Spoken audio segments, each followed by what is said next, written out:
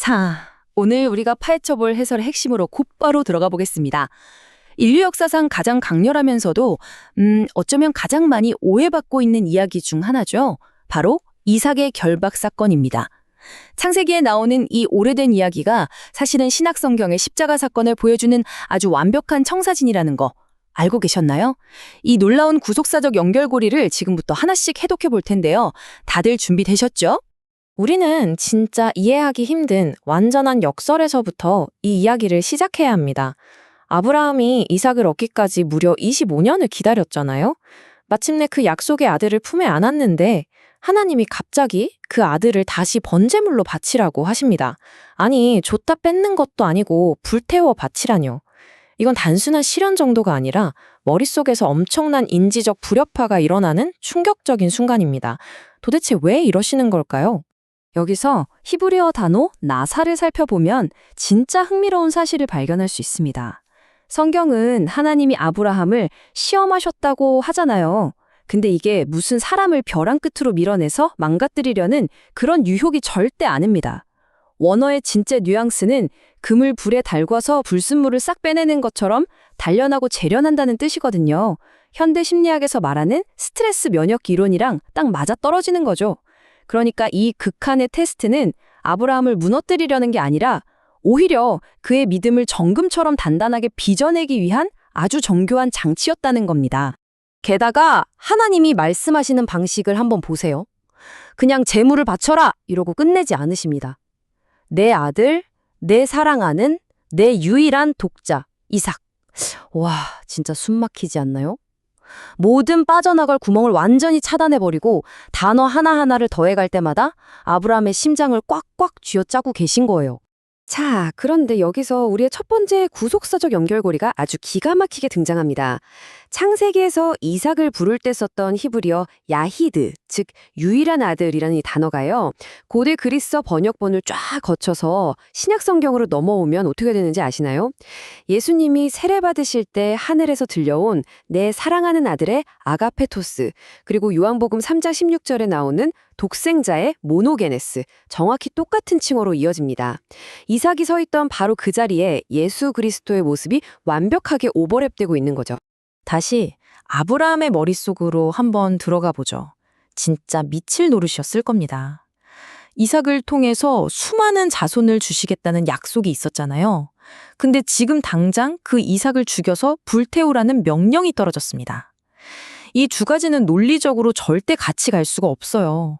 뇌과학적으로 보면 뇌 전체에 완전 시뻘건 경고등이 미친 듯이 깜빡거리는 상태인 거죠. 그럼 아브라함은 도대체 이 멘탈 붕괴 상태를 어떻게 해결했을까요? 히브리서를 보면 진짜 소름 돋는 답이 나옵니다. 아브라함이 부활을 믿는 엄청난 도약을 해버렸다는 거예요. 약속도 안 버리고 명령도 어기지 않을 유일한 방법. 그래, 내가 이 아들을 죽여도 하나님이 다시 살려내실 거다. 인류 역사상 처음으로 부활이라는 개념을 완벽하게 내다보는 순간입니다. 근데 이 이야기에는 정말 천재적인 문학적 기법이 하나 숨어 있어요. 아브라함이 짐을 싸서 길을 떠나잖아요. 그런데 성경을 보면 그가 슬퍼했다거나 눈물을 흘렸다거나 아내 사라랑 찢어지게 이별했다는 식의 감정 묘사가 단 한 줄도 없습니다. 철저한 서사적 침묵이죠. 이게 뇌과학적으로 우리의 거울 뉴런을 엄청나게 자극하거든요. 작가가 억지로 감정을 떠먹여주지 않으니까 우리 뇌가 스스로 그 아버지의 찢어지는 마음을 투영하면서 아브라함의 그 숨막히는 침묵의 고통을 아주 생생하게 같이 느끼게 되는 겁니다. 그들의 발자취를 한번 따라가 볼까요? 부엘세바에서 모리아산까지 꼬박 3일이 걸렸습니다. 심리학에서는 이런 걸 예기적 슬픔이라고 부르는데요. 홧김에 한번 확 저지르고 마는 게 아니라 3일 내내 매일 아침 눈을 뜰 때마다 내 아들을 죽이러 가는 그 끔찍한 길을 걸어야 했던 겁니다. 진짜 지독한 3일간의 순종이죠. 그리고 이 3일의 여정, 여러분도 벌써 눈치채셨겠지만 훗날 그리스도가 무덤에 머무셨던 그 3일을 너무나도 완벽하게 예표하고 있습니다. 모리아산을 오르는 장면을 가만히 상상해 보세요. 자기를 불태울 제단의 나무를 자기 등에 짊어지고 올라가는 이삭, 그리고 수천 년 뒤 골고다 언덕을 오르며 자신이 매달릴 십자가 나무를 직접 짊어지신 예수님. 이 두 장면을 나란히 놓고 보면요. 이건 절대 우연일 수가 없습니다. 하나님이 인류 역사라는 거대한 캔버스 위에 아주 치밀하게 미리 그려놓으신 예언적 청사진인 거죠. 바로 그때 이삭이 입을 엽니다. 불과 나무는 여기 있는데 번제로 바칠 어린 양은 도대체 어디 있습니까? 와, 이 질문은 정말이지 성경 전체를 통틀어서 가장 가슴을 후렵하는 질문일 겁니다. 그리고 이 질문은 창세기를 넘어서 성경 전체의 서사를 뚫고 계속해서 메아리치게 되죠. 이삭의 그 애타는 질문에 대한 진짜 대답은 무려 수천 년이 지나서야 요단강가에서 마침내 울려 퍼집니다. 세례 요한이 예수님을 가리키면서 딱 외치잖아요. 보라, 세상 죄를 지고 가는 하나님의 어린 양이로다. 이삭이 그토록 찾았던 바로 그 어린 양이 드디어 오고 계신다는 구속사의 완벽하고도 벅찬 응답입니다. 자, 이제 이야기의 절정으로 가보시죠. 성경 텍스트가 마치 영화의 슬로우 모션처럼 움직이는 걸 볼 수 있습니다. 제단을 쌓고 나무를 버려놓고 이삭을 묶고 제단에 눕히고 손을 내밀고 마침내 칼을 잡고 행동 하나하나를 아주 잘게 쪼개놨죠. 이걸 서사적 감속이라고 하는데요. 액션을 숨막힐 정도로 느리게 재생해서 우리가 마치 프레임 단위로 그 고통의 순간을 똑똑히 목격하게 만드는 겁니다. 여기서 세 번째 행동이었던 이삭을 묶고에 한번 집중해 볼까요? 히브리어로 아케다라고 하는 이 단어는 구약 성경 전체에서 딱 여기 한 번만 나옵니다. 상식적으로 생각해 보세요. 아브라함은 100세가 훌쩍 넘은 할아버지였고 이삭은 혈기왕성한 청년이었습니다. 아버지가 억지로 묶는다고 묶였을까요? 아니죠. 이 아케다는 이삭이 완전히 자발적으로 순종해서 묶이지 않고서는 절대 불가능한 일입니다. 십자가에서 기꺼이 자기 자신을 내어주신 예수 그리스도의 자발적인 순종이 그대로 거울처럼 비춰지는 대목입니다. 사도 바울이 이걸 신약에서 어떻게 연결했는지 보면 진짜 소름이 돋습니다. 바울이 로마서에서 하나님이 자기 아들을 아끼지 아니하셨다라고 썼을 때요. 고대 그리스 구약 성경에서 아브라함이 이삭을 아끼지 아니하였다라고 할 때 썼던 바로 그 헬라어 동사를 그대로 가져다 씁니다. 아브라함의 그 궁극적인 헌신을 하나님의 궁극적인 희생이랑 의도적으로 딱 연결해버린 거죠. 하지만 여기서부터 엄청나게 극적인 대조가 일어납니다. 아브라함이 칼을 내리치려던 그 찰나의 순간 천사가 다급하게 부르면서 칼을 멈춰 세웠잖아요. 그런데 골고다 언덕에서는 완전히 달랐습니다. 하나님의 하나뿐인 아들이 십자가에 달리셨을 때 하늘은 무서울 정도로 철저하게 침묵했고 심판의 칼은 끝내 멈추지 않았습니다. 하나님은 우리를 살리시려고 당신의 아들을 멈춤없이 그대로 내어주신 겁니다. 그래서 이 이야기의 진짜 핵심, 가장 중요한 포인트는 타하트라는 히브리어 단어에 있습니다.